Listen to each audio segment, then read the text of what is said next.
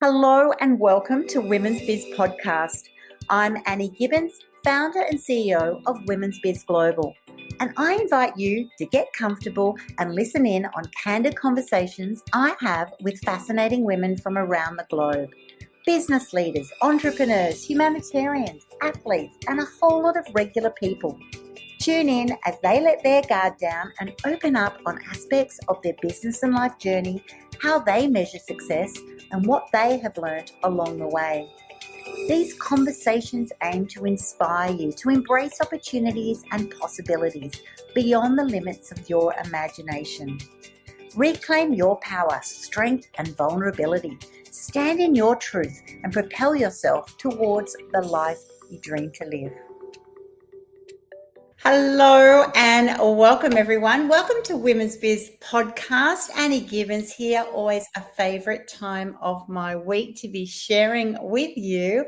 And I'm super excited today to introduce you to Cathlene Miner. She is my very special guest today, and we are going to talk all things balancing motherhood and also our careers and the challenges that actually come about that when you actually, want to be a devoted mom and you want to be a wife, and then suddenly you're a grandma and you've got these career pursuits. So we're going to dive into all of that. We're going to talk about Cathlene's entrepreneurial pursuits as well. She's had 2 tech startups, and so this lady has shown that she can do it all. And she's also the author of an influential book called 30-Day Self-Perception Makeover. So she's got a lot of expertise in personal training in that department as well. So look forward to being empowered and inspired, everybody. Welcome to the program, Cathlene. Oh my gosh, thank you so much for having me today. It's very much an honor. I'm thrilled to have you join me. I'd love you to let's talk about where you're at now. You're now a grandma like I am. You've got 3 gorgeous granddaughters. I've got 2, and you now probably look back and think, I know you had a couple of decades there of being a stay-at-home mom and wondering, if you were like me, always thinking of business ideas, what could you do? And there's a tie there, isn't there? It's a challenge. How did you find that season of your life, and what did you learn about yourself and what you actually really wanted to do and who you wanted to be? Oh my gosh, did I learn so much. And during the time when you're in it, and those of you that have been stay-at-home moms can totally relate, because I really feel like another reminder is that we're not alone. And that's something that I did think. I really had times when I thought I was alone in this, because you look around at the outside world and it's kind of like when you want that brand new whatever kind of car, right? You see that everywhere. So when you think that the grass is greener, that's what you see. Everybody looks like they're happy. And reminding myself that I was not alone. So I learned an awful lot through that time being a stay-at-home mom. But that push-pull that you're talking about, I really did feel that a lot. And I wanted to do other things career-wise, or at some point during that time, I didn't know, is this just a passion? Do I need a hobby? Like, what is it that I need? Because I don't feel 100% fulfilled. In saying that, I wouldn't go back and change a thing as far as being a stay-at-home mom. I mean, I was a stay-at-home mom for over 20 years. And you can do that when you have a spread in age of kids, right? So my oldest child is 32. My youngest is now 18. And so I'm also now experienced that empty nester life, which is a whole nother thing to talk about. But I learned that looking back, it's easier, right? Because I can see what I learned. Looking back, it's that I really wouldn't change the time with my kids, but I did feel that I needed something that I felt was my own, that I was succeeding at. And I did that off and on. Can I say I did it the whole time? Did I feel like I was fulfilled and succeeded at something else? No, I didn't. I think it's a really important thing to actually say that and share that with our listeners, because so many of us, I remember back in that when I was at that stage, I had 5 kids, you've had 4 kids, I think. Mhm. And you can just feel, I know that feeling of feeling lost, feeling a little bit trapped, loving where you're at, loving your kids. But it can be a really hard time to actually just find yourself or know yourself. You're always giving out, always prioritizing children over yourself often. And it can be a really big challenge. And it's so much easier when we look back now. I bet you're like me, Kathleen, that you go, oh, it goes really quickly and don't change a thing. But when you're in the thick of it, it can be really hard. And I know that feeling of looking over and thinking, oh, that person looks like they've got it all together. So where in that journey did you actually start thinking, you know what, I want to step into something, I need to find out what that is? And then I know you've then had an interesting journey. You've had 2 tech startups, and then you've also got a business called Hopefull Handbags Global. That's pretty different. Tell us about your business journey. Yeah, so most of that happened after or towards the end of the stay-at-home mom sort of era. But, I really always went back to my personal training. So even when I was a stay-at-home mom, I did have a personal training business. So what I did was I personal trained fitness training Yeah. for women. And it seems as if everything I've done, even to this day, still focuses back in some way to personal training, whether it's helping women from the inside or the outside. So before I became a stay-at-home mom and I was working full time, I was actually a single mom of 2 children when I was younger, before I met my now husband, and we've been together for about 25 years. Absolutely amazing guy. And we raised all of our 4, all the 4 kids together. I had all the kids, met him, had 2 more kids, and that's when I decided to stay home. But my fitness business, it was like a concierge fitness business. It was something that I could work around my kids being home. So I could take my kids with me if I needed to. I would have them, because I homeschooled my 2 younger kids as well. So that's Wow. another thing that That's huge. is a journey that I did not think I would do. It wasn't like I had planned on homeschooling my children. But, as time goes on, what's best for your kids. Yeah, And you sure. have to just say, okay, you know what, this is what's best, whether it's what I thought I was going to do or not. So it was the fitness stuff. Now they were still I homeschooled them, so the 2 younger ones, and I started Hopefull Handbags Global. So Hopefull Handbags Global started in 2017. It's a nonprofit. And what we do is we assist survivors of domestic abuse and their children to get to safety, health, wellness, and long-term sustainability. And I started that because my mom grew up in a very abusive home, and I always wondered why my grandmother stayed. So that just stuck with me for years as I raised my kids. And my grandmother passed away at a very young age, over 30, probably 5 years ago at this point. And I feel like you can only get hit so many times until something happens. And so it always stuck with me. So I went and got certified to be a domestic abuse advocate.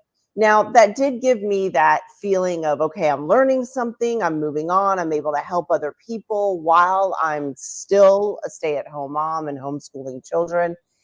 So that was really a sense of purpose for me, but also having me answer that question that had always been with me as to why do they stay. Long story short, there's no one reason why people stay. Every situation is different. And the thing is it always comes down to power and control on the abuser's part. So that is a very much in a nutshell, Hopefull Handbags, but there's a lot more to that.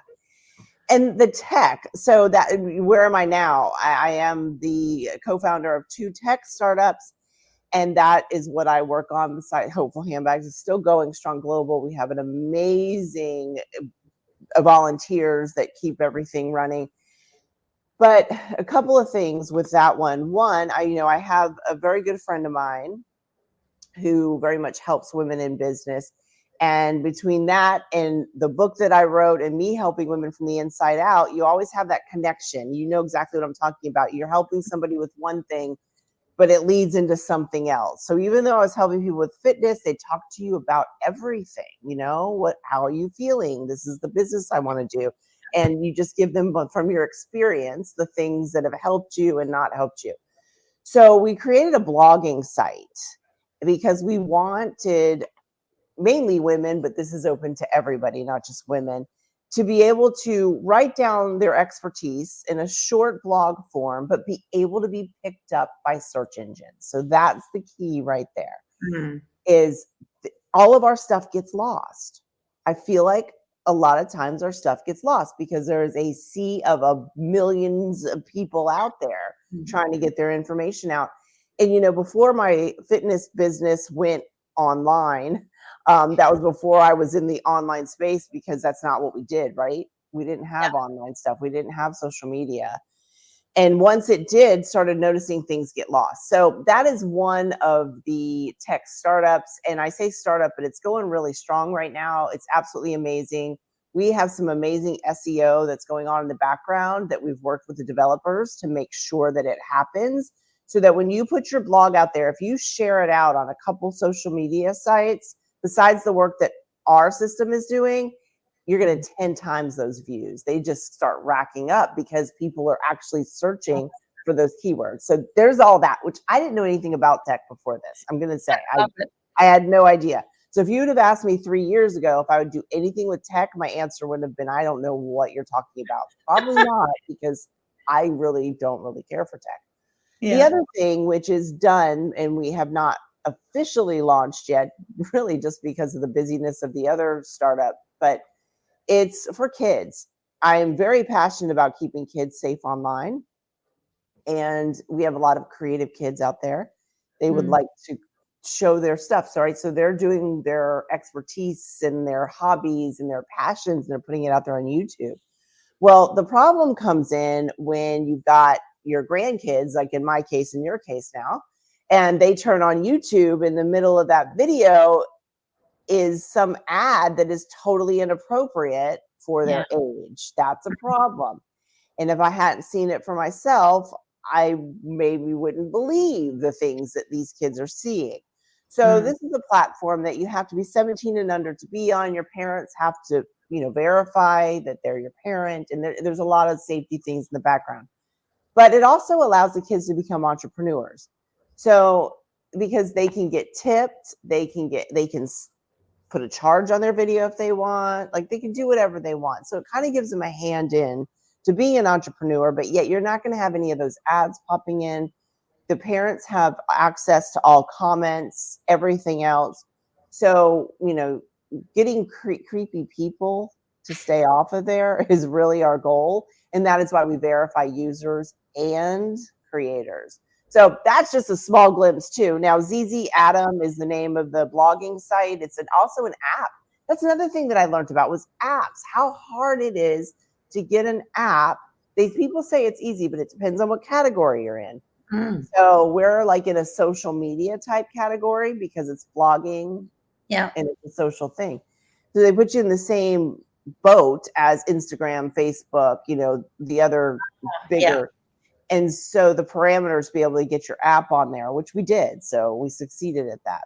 But yeah, things I've learned. And with the kids stuff, being a stay-at-home mom, and when cell phones became something that wasn't around when my older kids were younger, it was a whole nother learning process. And the minute you give your kids a cell phone, you are opening up their entire world to things that they are not ready for. We didn't give our kids cell phones until they got into high school. So over here, that's probably age 14-ish, maybe 13, 14. I still think now, looking back, it's too soon. Wow. So I know, and the biggest reason from a parent is often just you want them to have a telephone, but because they're a smartphone, that's it. You might give it for one reason, and then suddenly it explodes. I'm loving listening to your journey, and I know our listeners, pop some questions in the chat if you like. We'd love to get back to you because, oh my goodness, Cathlene's journey is just so fascinating because it's certainly the road less traveled, right? I love that. You mentioned so many times you're a stay-at-home mum, which many people thinking, oh, okay, you didn't work for 20 years. No, you're running these boot camps probably out of your garage or wherever, you can do things, whatever it is. For you, it was fitness. We can be creative with what we can do. And that's following your natural heart by the sound of it. That was your natural interest. I love it when just due to circumstances or interest, you can suddenly stumble across these whole other worlds. So it really gives a lot of encouragement to those listening in, thinking, you know what, how can you go from knowing nothing about tech?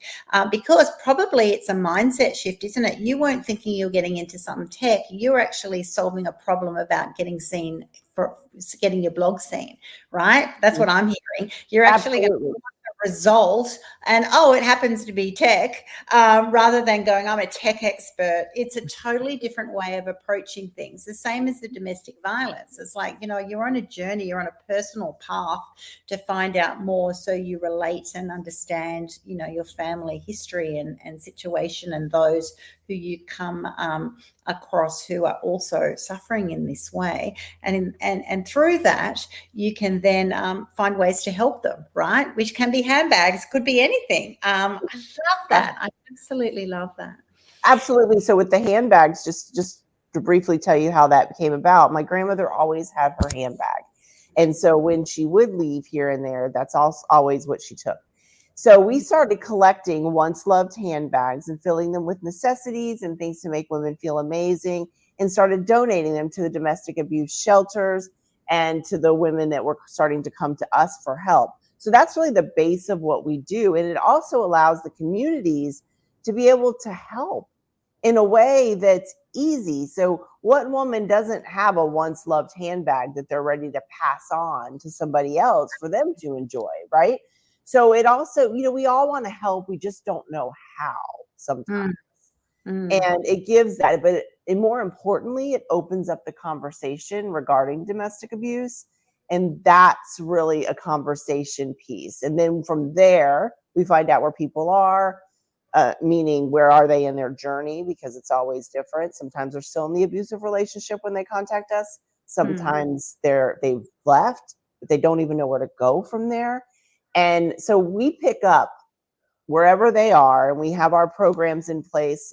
Even though we have our programs in place and there's a structure, each situation is so unique. We have a structure, but it still goes to that unique person as to, okay, where are you now? Where are your kids? What do you need for long-term sustainability? And finding a job is really one of the main components of it. Yeah, absolutely. Where did the idea for the 30-day self-perception makeover come from? Was it that you actually met people through which industry who just went, you know what, in a month you could change your life. You just need a little zhuzh. Okay, so for me, it was when I was a teenager. It was my late teens, early 20s. So I had an eating disorder in high school. That's where it started. I wasn't thinking about self-perception at the time, but when I look back, that's when I started to realize, first with fitness, like, okay, if I want to do this long-term, I have got to take care of myself. So that's when the fitness portion came in. But then I started to realize as I was getting older, and at that point I look back and I'm like, at 19, I'm not really older, but we all thought we were, right? And so I got pregnant, and I started to realize that the things in my life that I was focusing on, whether they were good or bad, they were coming to fruition. Like they were just happening. So it's creating your life on purpose, or manifesting your life on purpose, whatever you want to call it.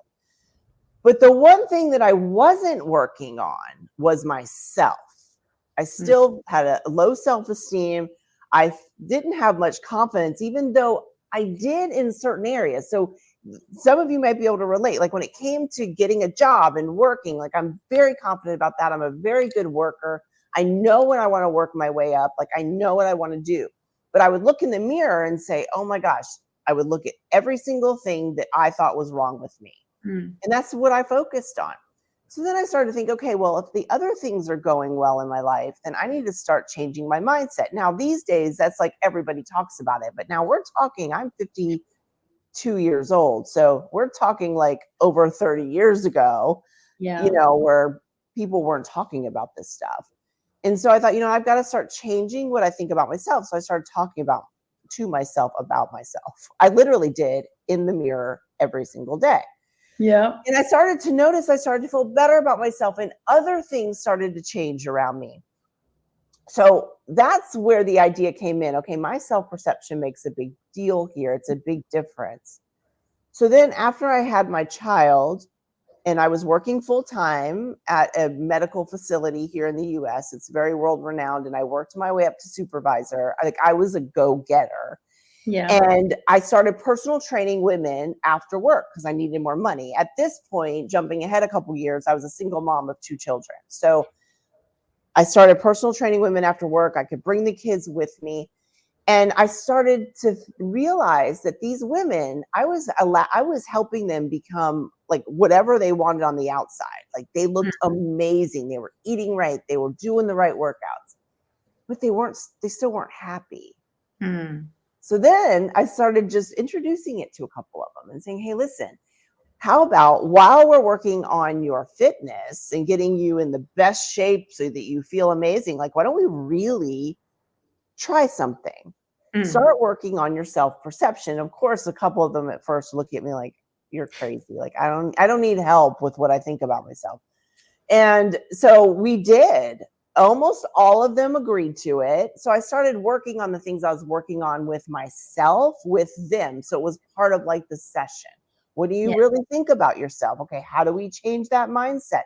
All right, today let's focus on the part of your body that you don't like at all. Like, what is the first thing you look at? What do you think other people think about you when they look at you? All of these things that we don't ask ourselves. So that's how it was born. So I didn't write the book right away. I just gathered all this information and started noticing that the women that I was helping with their personal training and their fitness, the ones that were working on their self-perception were so much happier. And the ones, because there were some that said, I don't really need any help with my self-confidence, because they would think self-perception is the same thing as self-confidence. And it does go together, right? With a healthy self-perception, you will have a better self-confidence, but they're different. You've got to start at the base. And like I always say, your self-perception, it is the base of everything you do. It dictates the chances you take, the choices you make, the relationships you stay in, and the ones that you leave, because you're like, you know what? I know there's better out there for me than this, whether it's personal or professional. And that's another thing is people's like, oh, well, I'm in a happy relationship. Okay, well, what is your work life like? Like, what kind of people surround you?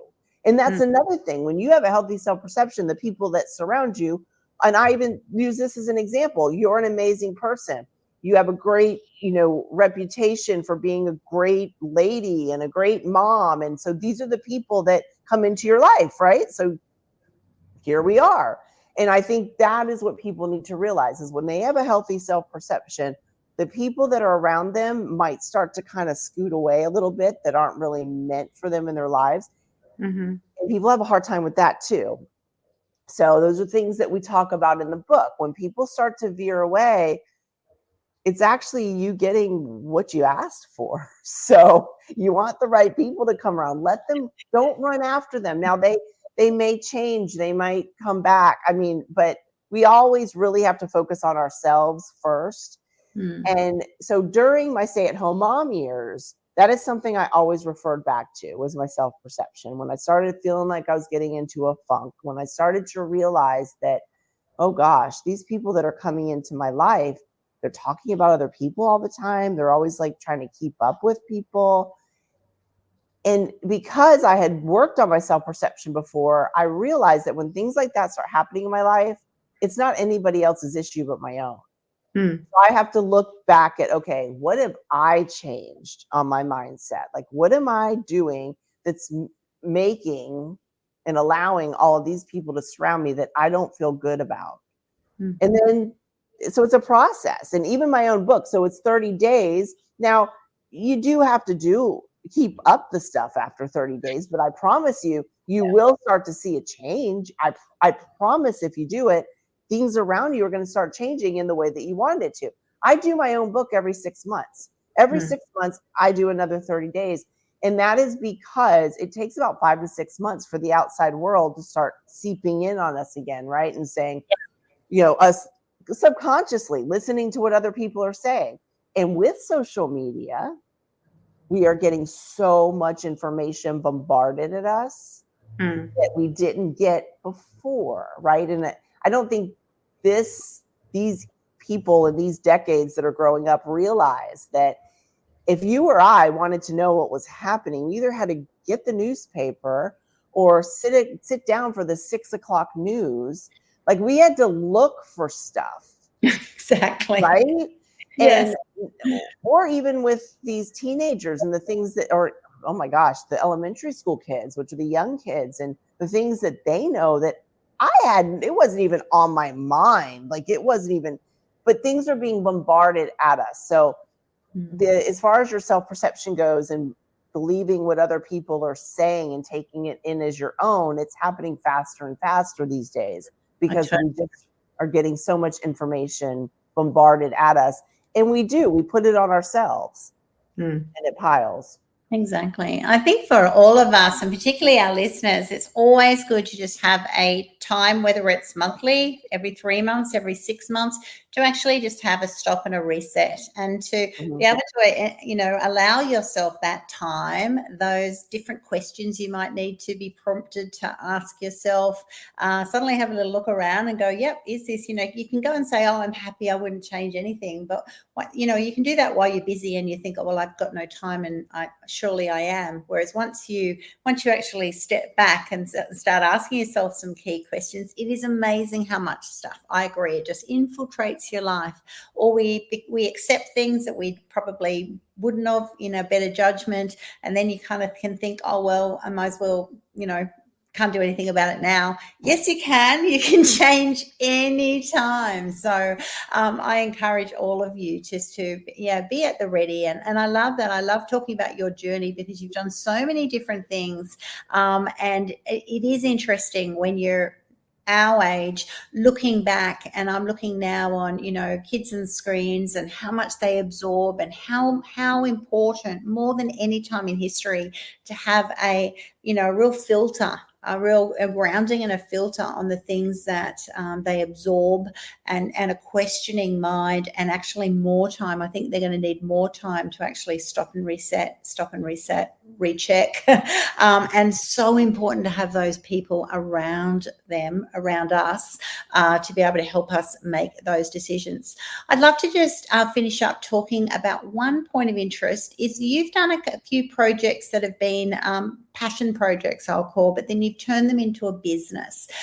Were there moments in any of those, whether it be the handbags or the blogging business, that you went, you know what, I actually enjoy it so much, but it's not going to be a business? Or did you actually go into them and think everything can be a business? I just think I know our listeners would love that perspective.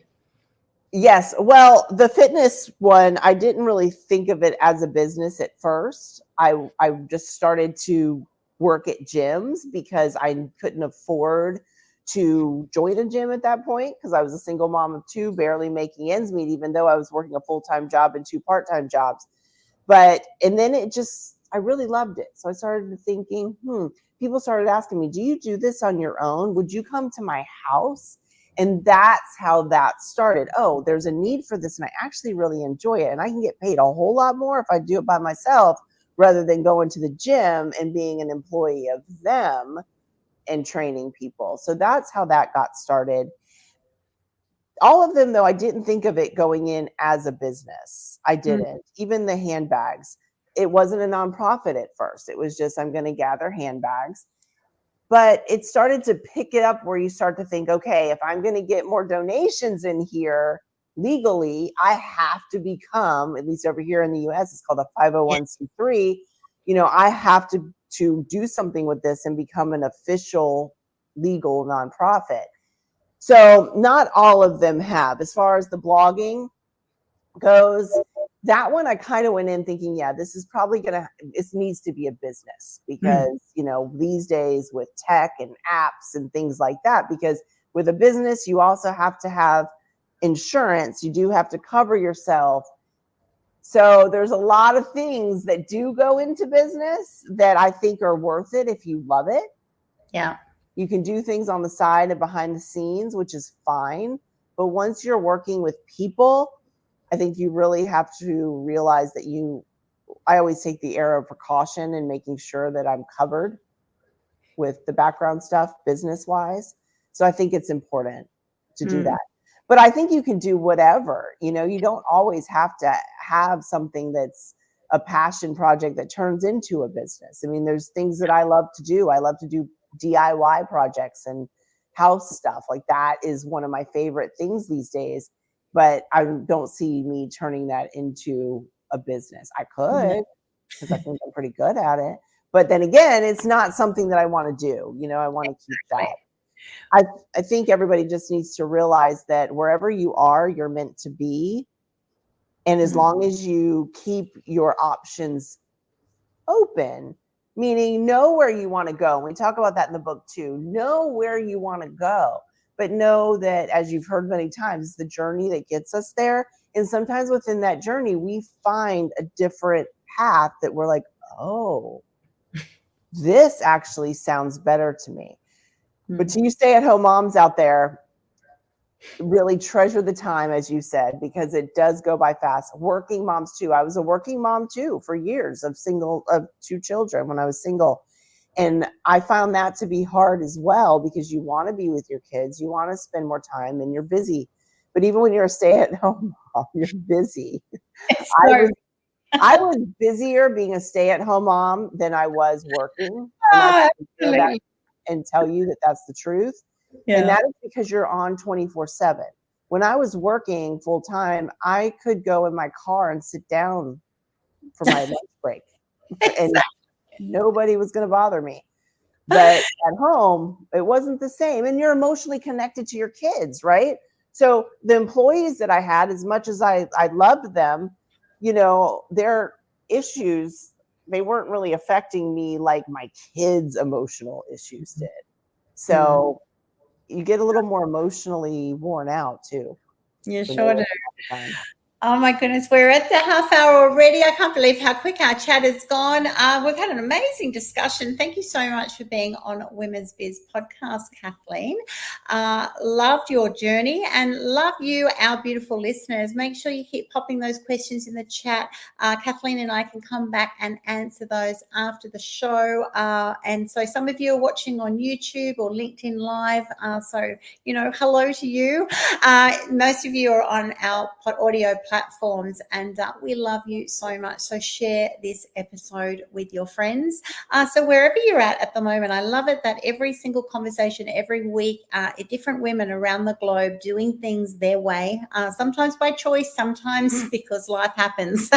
And but you know what we all do? We all keep pushing forward and finding our own way, and lots of little gems of wisdom today. Thank you so much for being here, Cathlene. Thank you. Bye. Thanks so much for tuning in to this episode of Women's Biz Podcast. I'm Annie Gibbins, founder and CEO of Women's Biz Global. And if you would like to fast track your future success, pop on over to womensbizglobal.com, where you can find out how our coaching, media and publishing opportunities are helping women just like you to become and be seen as the trusted authorities in their niche. Inquire today and start reining in the abundance you desire.